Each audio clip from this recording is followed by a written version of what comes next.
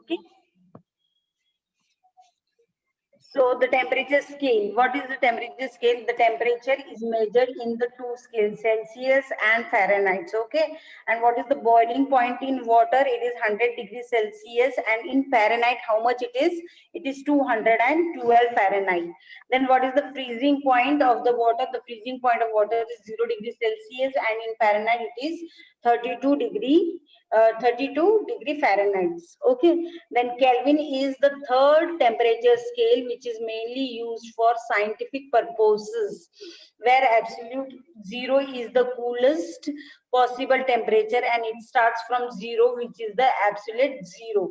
And in Kelvin, what is the boiling temperature of water? The boiling temperature of water is 373 and freezing temperature is 273. So this is about the thermometer. The temperature which is measured in the units of Celsius, Fahrenheit, and Kelvins. Regarding this, we also have seen one sum also. Now today we are going to start with the specific heat. So what is specific heat? The amount of energy needed to raise the temperature of 1 kg of substance by 1 degree Celsius.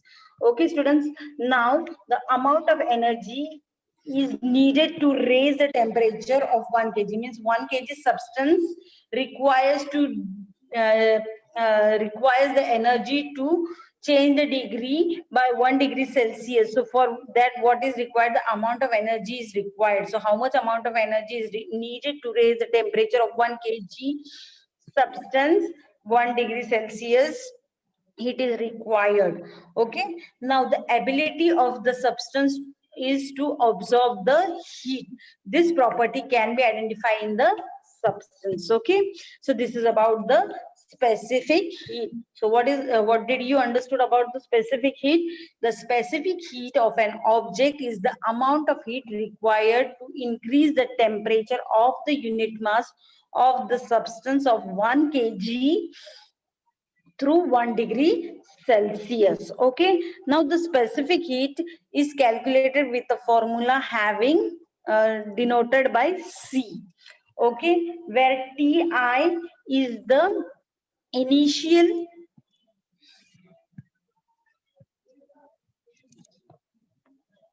sorry this property can help to identify the substance. Okay. So now what property is there for specific heat? So the specific heat is represented by the symbol small c. So what is the symbol used for finding the specific heat? So C is the symbol. And what is the unit of the specific heat that is measured? So the unit in the SI is joule per kg degree Celsius, and in CGS system it is cal per gram degree Celsius. Okay, so these are the units of specific heat. Now, as I told you, that the amount of heat which is required to increase the temperature of an object of the mass. So the mass is denoted by M. Specific heat is denoted by small c. And the temperature which is changing from Ti to Tf. So what is Ti? Ti is the initial temperature and Tf is the final temperature. Okay. And the amount which depends upon the mass and the specific heat increase the temperature. And what is the formula that we are supposed to use? Is Q is equal to M multiplied by C multiplied by Tf minus Ti. So this is the formula which is used to measure the specific heat. So what is the formula for measuring the specific heat? What is the formula? Q is equal to M multiplied by C multiplied by Tf minus Ti, where Q is the amount of heat required to measure the temperature, and where what is M? M is the mass of the object. What is C? C is the specific heat. And what is TF? TF is the final temperature. And what is TI? So TI is the initial temperature. Okay.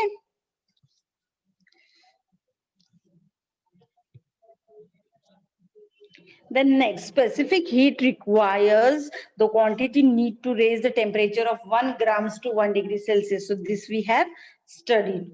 So operational definition for delta Q is equal to MC multiplied by delta T, where delta Q is the heat required or supplied to the substance, where M is the mass of the substance, where C is the specific heat of the substance, and delta T is the change in the temperature.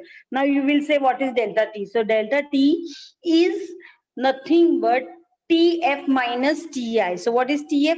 TF is final temperature, and what is TI? TI is initial temperature. Okay. So this is about the formula. So the sum related to this is how much energy does it take to raise the temperature of 2 kilograms of water by 3 degrees Celsius, whereas the specific heat of the water is 4184 joule per kg degree Celsius. So what is the solution? First, you will multiply the mass and you are going to multiply the temperature. So what is the mass of the substance? The mass is 2 kilograms. And what is the temperature? That is 3 degrees Celsius. So when you multiply 3 by 2, you get 6 degrees Celsius. Here specific heat is given to you. Okay, what is the specific heat of water? That is 4184 joule per kg degree Celsius. So this is given. So what you are going to find out? You are going to find out amount of energy or amount of heat transfer to the substance. So Q is the amount of heat transfer to the substance. So what is the formula? Q is equal to M multiplied by C multiplied by TF minus TI. Okay, so we have multiplied mass as well as we have multiplied the mass and temperature. We have already multiplied. We have got the answer 6 degree Celsius, and the specific heat is also given to us. So we multiply and we get the final answer as 25,104 joules. So this is the amount of heat transferred to the particular substance. So in this way you can substitute the formula in the lesson and solve the sum, how to find the specific heat of an particular substance. So when the values are given to you, you can easily find out the specific heat, the amount of heat or the specific heat of a substance. Okay, so I hope specific heat is clear to you. Let's move towards the next point, that is calorimeter. Now what is calorimeter? Calorimeter is used to measure the heat content of an object. So what is calorimeter basically used? It is basically used to measure the heat content of the object. Now this calorimeter is very much similar to thermoflask, which we have studied in standard 7. So how the working of the thermoflask is that? Similarly the working of the calorimeter is very similar to it. Like thermoflask, the calorimeter is also having two vessels. You can see in the figure. Okay, you can see in the figure it is having two vessels, inner and outer vessel. Okay, and in these two vessels there is no heat can transfer in these two vessels. Okay, and the inner vessel is also thermally isolated from the surroundings. So what you can see, there is a gap between the inner and the outer surface, outer vessel. As there is gap in between both the vessels, the heat cannot transfer inside the inner or the outer vessel, and the inner vessel is also having thermally isolated surrounding to it. Now this inner vessel is made up of copper. Okay, now this inner vessel is made up of copper, and the thermometer for the measuring temperature and a stirrer is placed in the water. Okay, so now let's see how the working of the calorimeter takes place. So when the water is fixed water at a fixed temperature is placed inside the calorimeter. Now the temperature of the water is fixed and it is placed inside the calorimeter. So this means that the temperature of the inner vessel and that of the water is same. Okay, what happens when you are pouring the water in the inner vessel? The temperature of the inner vessel and the water becomes normal, or we can say same. Both are same. But when a hot object is placed in water, what will happen? When a hot object is placed in water, what will happen? The water calorimeter and the object will will mix with each other and maintain the equal temperature in all the three things. Means whatever heat is transferred, that will be equally divided into the three objects, that is the hot object, water and the calorimeter. Here the temperature in of the calorimeter, water and the hot object becomes equally or is equally divided into the or we can say it is equally divided into the in the calorimeter. Now if we put the cold water in the calorimeter, what will happen? The cold water will receive the water from the water and the temperature will increase. Now if I first we have taken the hot water. When the hot water is placed in the water, what will happen? There is exchange of the water and the hot object, and what happens? The object, water and the calorimeter becomes equal and the heat is absorbed equally by all these three things.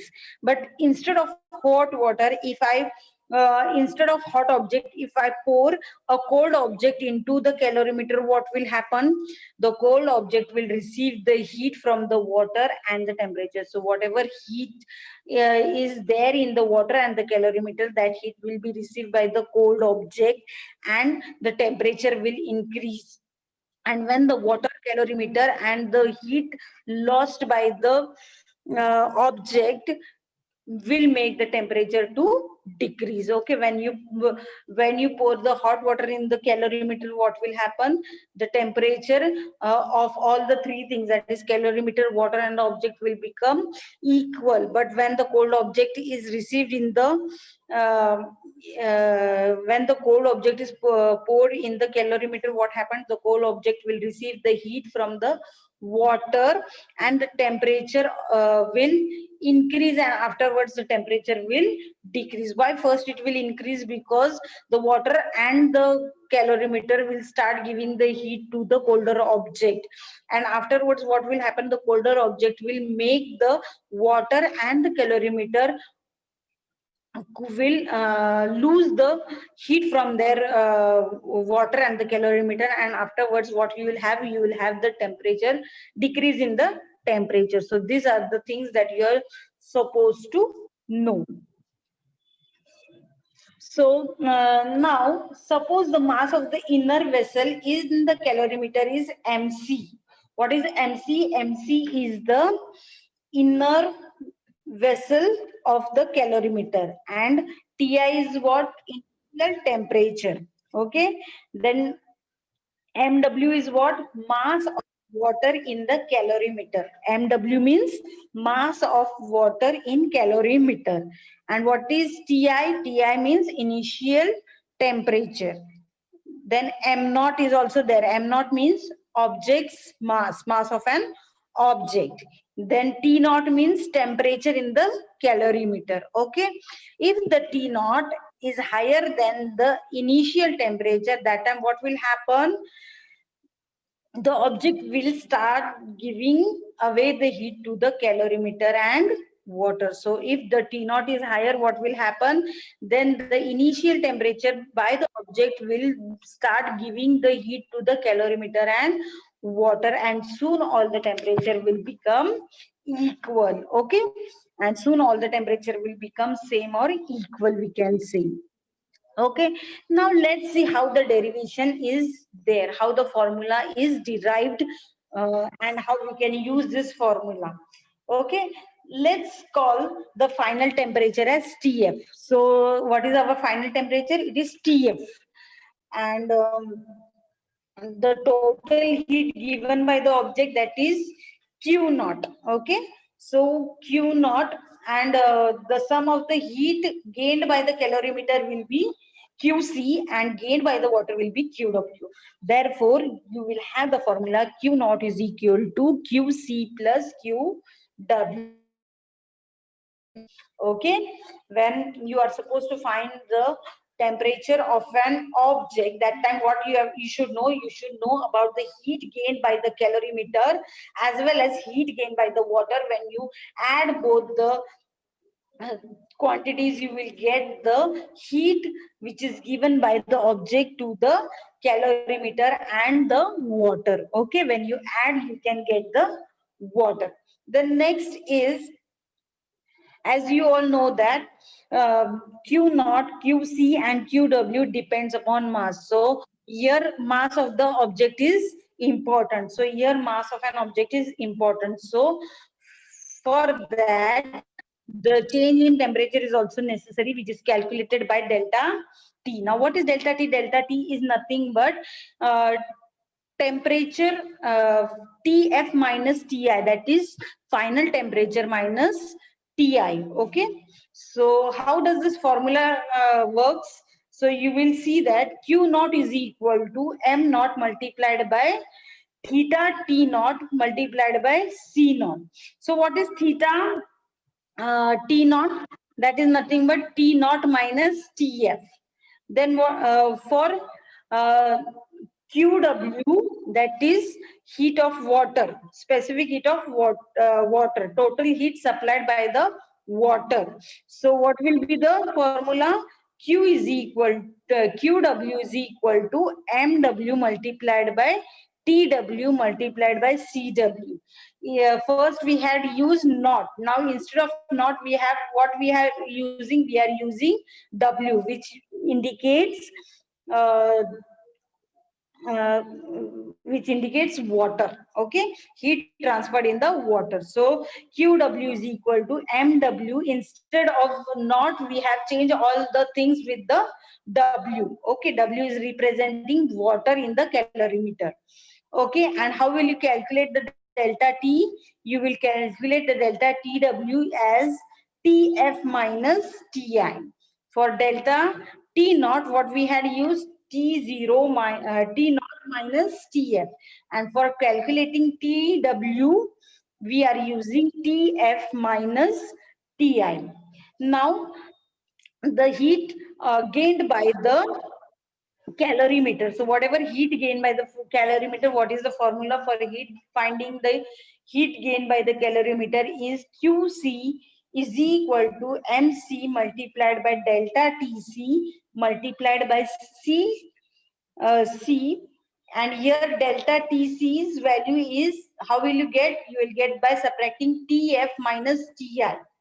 Okay, so you that is nothing but TW. Okay, so TF minus TI is nothing but delta TW. Okay, so the final formula by generating all these three values, that is Q naught, QW and QC, we get the formula as m naught multiplied by theta naught multiplied by C naught is equal to MW multiplied by theta TW multiplied by CW plus MC multiplied by theta C multiplied by theta C. So this is the formula how it is generated to calculate the calories. Okay. So this is the one of the sum that is given in your textbook. So let's see how to find out using the formula. Suppose the mass of the calorimeter, the water in it and the hot object made the copper which is put in the calorimeter are same, then the initial of the calorimeter and the water is 30 degrees Celsius and that of the object is 60 degrees Celsius. The specific heat of the copper and the water are 0.09 cal per gram degree Celsius and 1 cal upon gram degree Celsius respectively. What will be the final temperature of the water? So what is the formula that you are going to use? What values are given? MW is equal to M0 is equal to M. So what is the mass? Mass is equal to MW, M naught and MC.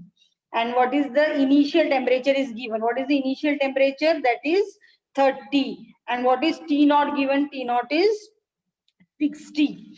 Okay, so what formula you're going to use? M multiplied by 60 minus TF multiplied by 0.09, that is equal to M multiplied by TF minus 30 multiplied by 1 plus, you are going to substitute all this value where the values are given, and you're going to find out the answer. Okay, then what you will get in the final? You will get the value of the Ti, that is the final temperature at the last. When you substitute all the values and when you calculate the things, you will get this type of answer. Okay, now effects of heat. Now effects of heat, whenever heat is given to an object, what happens to the object? Whenever the heat is supplied to the object, what happens to the object? The temperature increases and the object expands, and there is increase in the temperature of the object. Whenever heat is supplied, when heat is supplied to the substance, what happened? The temperature increases and the object also expands. Okay, so this thing is observed in solid, liquid and gaseous. In all these three things we are observing the expansion of heat in solid, liquid and gaseous, all the three. So let's see how the expansion of the solid takes place. Okay, now thermal expansion. What is thermal expansion? The addition of the heat to the body may cause expansion and shrink when heat is removed. So as you have seen the experiment in standard 7, that whenever you heat the object, object, what happens to that object? It expands, and after cooling, that object shrinks. Okay, so we have seen this experiment in the chapter 12th. In that we have heated the ball, and when the ball is easily passing through the ring, but when the ball is heated, it does not passes through the ring, but when the ball cools down, after that it passes through the hole. So this is about the addition. This is about the addition of the heat to the object causes. Whenever the heat is added to an object, it either expands or it contracts, or we can say shrinks. Just a second.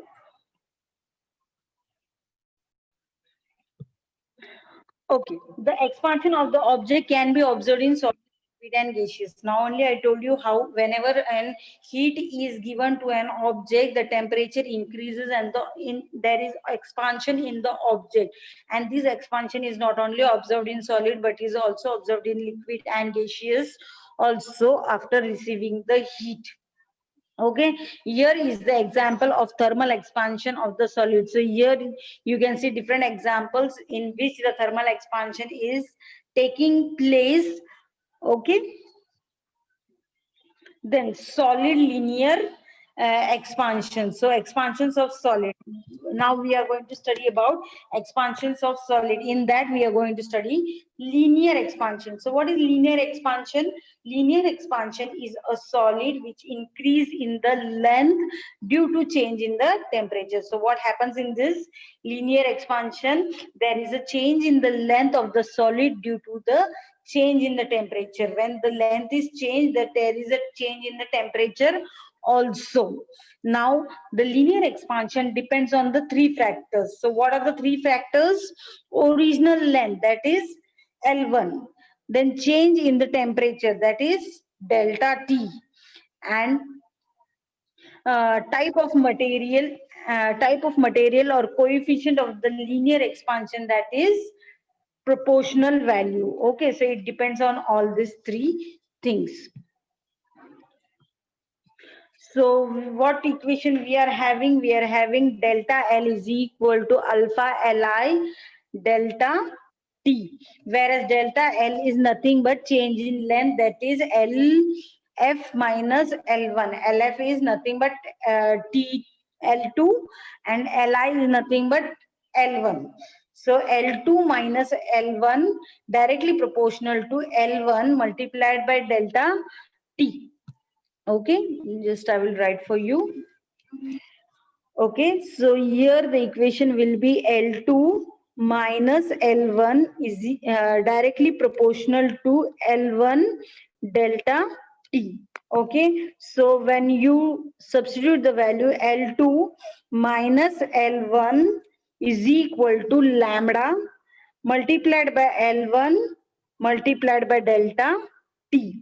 Okay, then L2 will become L2 is equal to L1 1 plus lambda delta T. This is the formula that is used where L2 is the original length, L1 is the initial length, delta L is nothing but the change in the length, delta T is nothing but the change in the temperature that is measured by final temperature is noted by TF, and initial temperature is denoted by Ti, and alpha is nothing, directly proportional is nothing but the coefficient of the linear expansion. So here lambda is the constant proportionality that is called as coefficient of the linear expansion of the solid substance. What is lambda? Lambda is nothing but constant of proportionality, and it is also called as coefficient of the linear expansion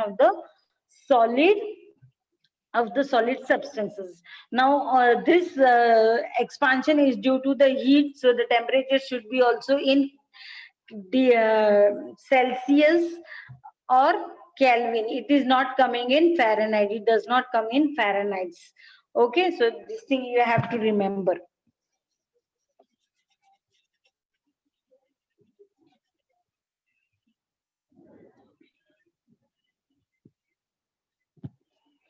Okay, next slide, where the application of the linear expansion takes place. So operation of the formula is delta L is directly proportional to Li delta F, where delta is the change in the length, Li is the original or the initial length, delta T is change in the temperature, same thing, okay, in applications also. So next there is one more formula in which for solids, that is areal expansion of solids. So this areal expansion of solid deals with the area of the sheet. So here the formula, the area of the sheet of the solid material increasing the heat. So here the expansion is there in the form of area of the sheet, which is of the solid material, and you can, after heating, you can see change in that area of the heat. So what will be the formula for that? A2 is equal to A1. A2 is equal to A1 multiplied by 1 plus sigma delta T, where what is T? Delta T is change in temperature, and what is A1 and A2? They are initial and final areas of the sheet. And what is the sigma? Sigma is the coefficient of the areal expansion of the solid. Also, we have volumetric expansion of the solid. In this, there is three-dimensional piece of solid present, which expansion on from all the sides when the heat is transferred to the object, and therefore the volume increases in the solids. So the formula for it will be V2 is equal to V1 plus beta delta T, where delta T is change in the temperature, V1 and V2 are initial and final volumes of the solid, where beta is the volumetric expansion of the coefficient of the solid. So these are the formulas that are used for solids. Okay. Then expansion of liquid. So here you have the example of expansion of liquid. So here, what are the liquids? As you all know that the liquid does not have definite shape, but it is having definite volume.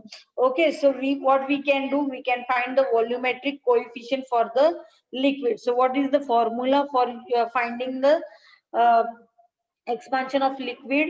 That is V2 is equal to V1 multiplied by 1 plus beta delta T. Okay, delta T. So delta T is nothing but change in temperature. V1 and V2 again are the initial and the final volumes of the liquid, whereas beta is the volumetric expansion of the coefficient of the liquid. So students, you can see that whenever we are in uh, expansion in solids, we have taken area, because solid is having definite shape also and definite volume also. So there we are having two formulas regarding area and regarding the volume. Here in liquids does not have definite shape, but they are having definite volume, so the formula is generated due to the volume. So here the formula becomes V2 is equal to V1 multiplied by 1 plus beta delta T. So V1 and V2, what they are? They are initial and the final volumes of the liquid. And what is beta? Beta is nothing but the volumetric expansion coefficient of the liquid. So here are the examples. Thermometer and cylinder is the example of thermal expansion of liquid. Then thermal expansion formula, now only we have seen delta V is equal to beta Vi delta T. So delta V is nothing but change in the volume, that is Vf minus Vi. Vi is the original or initial temperature and delta T is the change in the temperature. So what is beta? Beta is coefficient of volume expansion. The temperature which is used in thermal expansion should be in Kelvin or in Celsius. It does not comes in Fahrenheit. Okay, same which is used for solids also. In thermal expansion of solid also we have this note. Now the last one, thermal expansion of gases. Now as you all know that the gas does not have a fixed volume. Okay, there is no definite shape or definite volume for gaseous. Then too gas expands on heating when the gas is kept in the closed box. So its volume cannot increase, but the pressure increases in the gases. Okay, so as you all know, in the third state, expansion of gases, what does the gases do not have definite shape or definite volume. So in this thing what happens, the pressure in the gaseous changes. Okay, that too with the help of volume. So its volume cannot be increased, but its pressure increases. So what formula can we generate for this? We are using the same formula what we have used for liquid, that is V2 is equal to V1 multiplied by 1 plus beta delta T. Here delta T is change in the temperature, whereas V1, V2 are the initial and the final volumes of the gas at the constant pressure. And what is beta? Beta is the constant pressure expansion coefficient of the gas.